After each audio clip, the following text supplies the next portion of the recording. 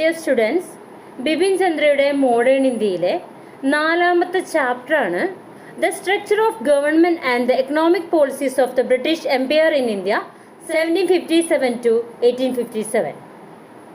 അതായത് 1757 മുതൽ 1857 വരെയുള്ള ഗവൺമെന്റിന്റെ ഘടനയും ഇന്ത്യയിലെ ബ്രിട്ടീഷ് സാമ്രാജ്യത്തിന്റെ സാമ്പത്തിക നയങ്ങളും. ഇതിലെ ആദ്യ ഭാഗം നമ്മൾ പറഞ്ഞു കഴിഞ്ഞു.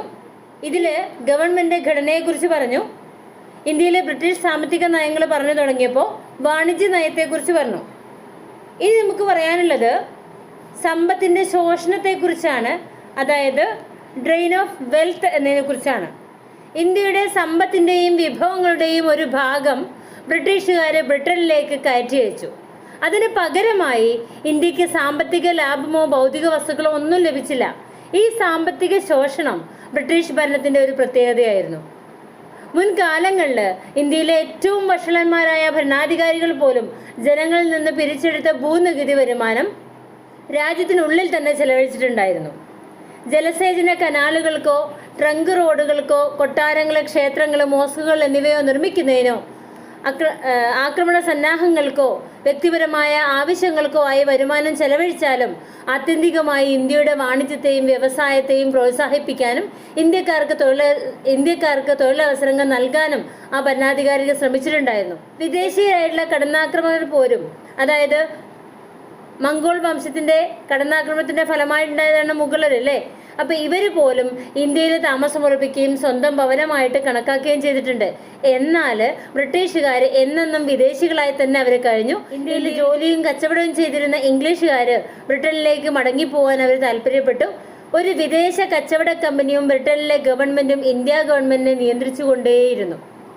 അതിന്റെ ഫലമായി ഇന്ത്യയിലെ ജനങ്ങളിൽ നിന്ന് ലഭിച്ച നികുതിയുടെയും വരുമാനത്തിന്റെയും ഒരു വലിയ ഭാഗം ഇന്ത്യയിലല്ല, മാതൃരാജ്യമായ ബ്രിട്ടനിലാണ് അവര് ചെലവഴിച്ചിട്ടുണ്ടായിരുന്നത്. അപ്പൊ നമ്മൾ പറഞ്ഞു വന്നത്, ഇന്ത്യയുടെ സമ്പത്തിന്റെയും വിഭവങ്ങളുടെയും ഒരു ഭാഗം ബ്രിട്ടീഷുകാർ ബ്രിട്ടനിലേക്ക് കയറ്റി അയച്ചിട്ടുണ്ടായിരുന്നു. അതിന് പകരമായിട്ട് ഇന്ത്യക്ക് സാമ്പത്തിക ലാഭമോ ഭൗതിക വസ്തുക്കളോ ഒന്നും ലഭിച്ചിട്ടുണ്ടായിരുന്നില്ല. ഈ സാമ്പത്തിക ശോഷണം ബ്രിട്ടീഷ് ഭരണത്തിന്റെ മാത്രം പ്രത്യേകതയായിരുന്നു. മുൻകാലങ്ങളിൽ ഇന്ത്യയിലെ ഏറ്റവും വഷളന്മാരായ ഭരണാധികാരികൾ പോലും ജനങ്ങളിൽ നിന്ന് പിരിച്ചെടുത്ത ഭൂനികുതി വരുമാനം ഉള്ളിൽ തന്നെ അവർ ചെലവഴിച്ചിട്ടുണ്ടായിരുന്നു.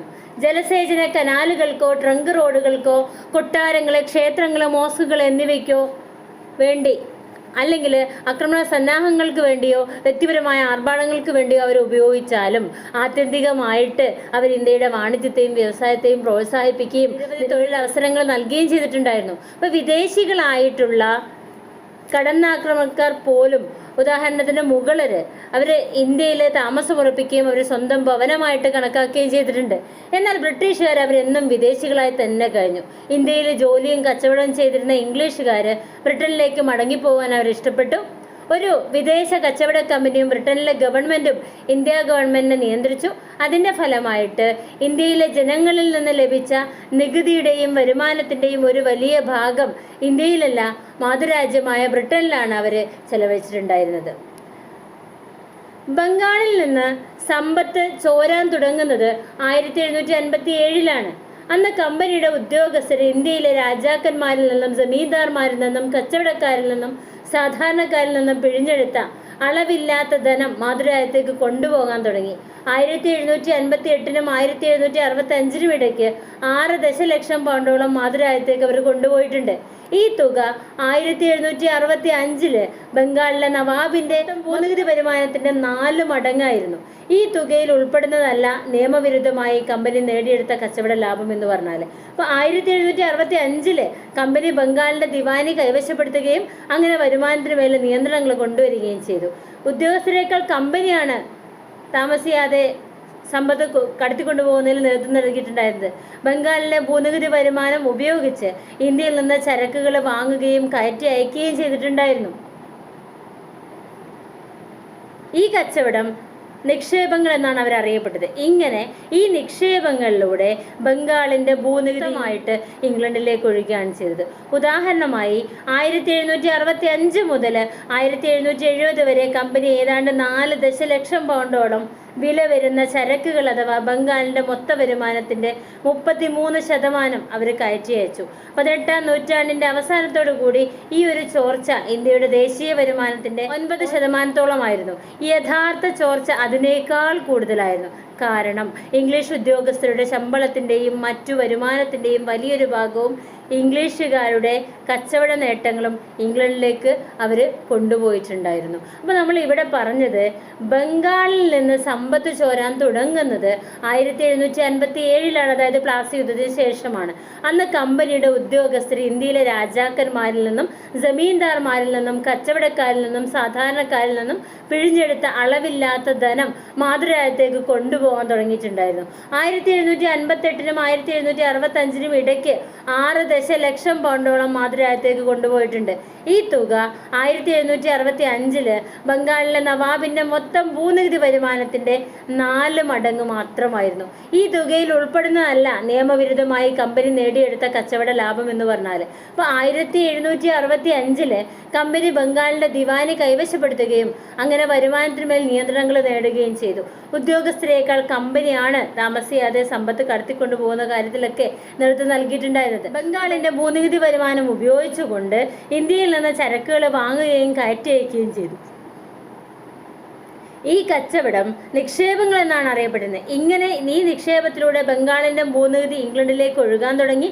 ഉദാഹരണം 1765 മുതൽ 1770 വരെ കമ്പനി ഏതാണ്ട് 4 ദശലക്ഷം പൗണ്ടോളം വില വരുന്ന ചരക്കുകൾ അഥവാ ബംഗാളിന്റെ മൊത്ത വരുമാനത്തിന്റെ 33% കയറ്റി അയച്ചിട്ടുണ്ടായിരുന്നു.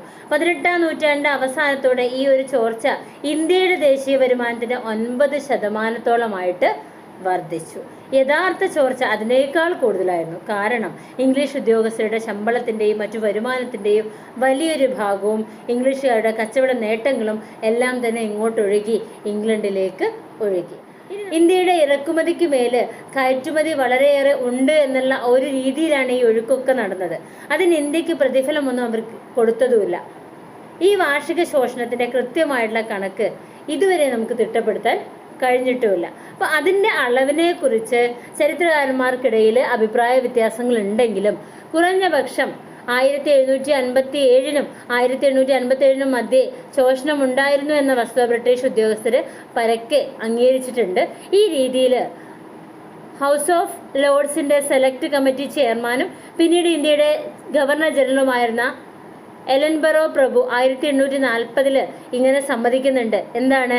അതായത് ഇന്ത്യ 2 ദശലക്ഷത്തിനും 3 ദശലക്ഷത്തിനും ഇടയ്ക്ക് സ്റ്റെർലിംഗ് തുക സൈനിക ഉപകരണങ്ങൾ ഒഴികെ മറ്റു യാതൊരു പ്രതിഫലവുമില്ലാതെ ഓരോ വർഷവും ബ്രിട്ടനിലേക്ക് മാറ്റേണ്ടതുണ്ടായിരുന്നു എന്ന് പറയുന്നുണ്ട്. എന്ന് പറഞ്ഞാൽ എത്രത്തോളം തുക ബ്രിട്ടനിലേക്ക് ഒഴുകിയിരുന്നു എന്ന് നമുക്കിതിൽ നിന്ന് വ്യക്തമാക്കാൻ പറ്റും. അപ്പോൾ ഇന്ത്യയുടെ ഇറക്കുമതിക്ക് മേല് കയറ്റുമതി വളരെയേറെ ഉണ്ടെന്നുള്ള ഒരു രൂപത്തിൽ എന്നുള്ള രീതിയിൽ ജനങ്ങളെ വിശ്വസിപ്പിച്ച് ആ രൂപത്തിലായിരുന്നു സമ്പത്ത് ഒഴുകിയിട്ടുണ്ടായിരുന്നത് ഇംഗ്ലണ്ടിലേക്ക്. അതിന് ഇന്ത്യക്ക് അവർ പ്രതിഫലം ഒന്നും നൽകിയിട്ടില്ല. ഈ വാർഷിക ശോഷണത്തിന്റെ കൃത്യമായിട്ടുള്ള ഒരു കണക്ക് ഇതുവരെ തിട്ടപ്പെടുത്താൻ കഴിഞ്ഞിട്ടില്ല. എങ്കിലും അവർ തന്നെ അംഗീകരിക്കുന്നുണ്ട് 1757-നും 1857-നും ഇടയ്ക്ക് നല്ല രീതിയിൽ ഇംഗ്ലീഷുകാർ ഇന്ത്യയെ ചൂഷണം ചെയ്തിരുന്നു, അല്ലെങ്കിൽ ഇന്ത്യയിൽ നിന്ന് സമ്പത്ത് പോയിരുന്നു എന്നുള്ളത് ബ്രിട്ടീഷുകാരനെ അംഗീകരിക്കുന്നുണ്ട്. അപ്പോൾ ഇതിന് ഉദാഹരണമായിട്ട് ഹൗസ് ഓഫ് ലോർഡ്സിന്റെ സെലക്ട് കമ്മിറ്റി ചെയർമാനും എലൻബറോ പ്രഭു പറയുന്നുണ്ട് 1840 അദ്ദേഹത്തിന്റെ ഒരു സ്റ്റേറ്റ്മെന്റ് അനുസരിച്ച് 2 ദശലക്ഷത്തിനും 3 ദശലക്ഷത്തിനും ഇടയ്ക്ക് സ്റ്റെർലിംഗ് തുക സൈനിക ഉപകരണങ്ങൾ ഒഴികെ മറ്റു യാതൊരു പ്രതിഫലവുമില്ലാതെ ഓരോ വർഷവും ബ്രിട്ടനിലേക്ക് മാറ്റേണ്ടതുണ്ടായിരുന്നു എന്ന്. അപ്പോൾ മദ്രാസിലെ ബോർഡ് ഓഫ് റവന്യൂവിന്റെ പ്രസിഡന്റായിരുന്ന ജോൺ സള്ളിവന് ഇങ്ങനെ അഭിപ്രായപ്പെട്ടു: ഗംഗാതീരത്തു നിന്ന് എല്ലാ നല്ല വസ്തുക്കളും വലിച്ചെടുത്ത് തോംസ് നദിക്കരയിൽ പിഴിഞ്ഞു കളയുന്ന ഒരു സ്പോഞ്ച് പോലെയാണ് നമ്മുടെ വ്യവസ്ഥ പ്രവർത്തിക്കുന്നത് എന്നുള്ളത്. മദ്രാസിലെ ബോർഡ് ഓഫ് റവന്യൂവിന്റെ പ്രസിഡന്റായിരുന്ന ജോൺ സള്ളിവൻ എന്താണ് പറയുന്നത്? ഗംഗാതീരത്തു നിന്ന് എല്ലാ നല്ല വസ്തുക്കളും വലിച്ചെടുത്ത് തോംസ് നദിക്കരയിൽ പിഴിഞ്ഞു കളയുന്ന ഒരു സ്പോഞ്ച് പോലെയാണ് നമ്മുടെ വ്യവസ്ഥ പ്രവർത്തിക്കുന്നതെന്നാണ്. 1858 ശേഷം ഈ ഒരു ശോഷണം വർദ്ധിച്ചു വരികയാണ് ഉണ്ടായത്. എന്നാൽ ബ്രിട്ടീഷ് ഭരണാധികാരികളും സ്വായത്ത ചായ്വുള്ള എഴുത്തുകാരും ഇങ്ങനെ ഒന്നിന്റെ നിലനിൽപ്പ് അവർ നിഷേധിക്കാൻ തുടങ്ങി. 19-ാം നൂറ്റാണ്ടിന്റെ അവസാനത്തോടെ ഇത് ഇന്ത്യയുടെ ദേശീയ വരുമാനത്തിന്റെ 6%, ദേശീയ സമ്പാദ്യത്തിന്റെ 1/3 ഇന്ത്യയിൽ നിന്ന് കടത്തിക്കൊണ്ടുപോയ സമ്പത്ത് ബ്രിട്ടന്റെ മുതലാളിത്ത വളർച്ചയിൽ ഒരു പ്രധാന പങ്ക് വഹിക്കുന്നുണ്ട്. പ്രത്യേകിച്ച് 18-ാം നൂറ്റാണ്ടിലും 19-ാം നൂറ്റാണ്ടിന്റെ തുടക്കത്തിലും, അതായത് ബ്രിട്ടന്റെ വ്യവസായവൽക്കരണത്തിന്റെ ആദ്യ നാളുകളിൽ ഇന്ത്യയുടെ സമ്പത്ത് അവർ ഉപയോഗപ്പെടുത്തുന്നുണ്ട്. ആ കാലത്ത് ബ്രിട്ടന്റെ ദേശീയ വരുമാനത്തിന്റെ 2% അത് ഉണ്ടായിരുന്നത്.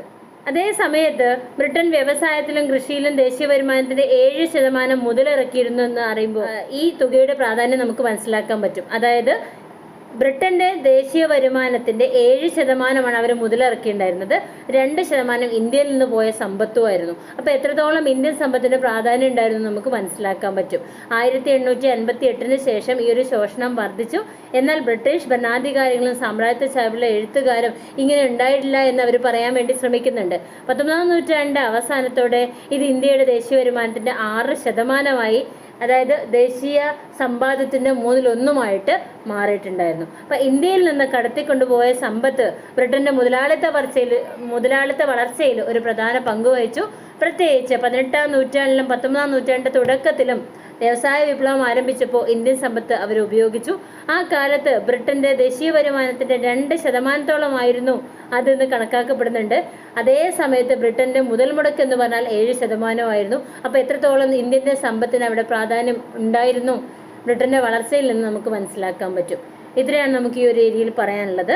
ഇനി ഗതാഗത വാർത്താവിനിമയ മാർഗങ്ങളുടെ വളർച്ച ഏത് രീതിയിലായിരുന്നു എന്നുള്ളത് നമുക്ക് നെക്സ്റ്റ് വീഡിയോയിൽ നോക്കാം. Okay, thank you.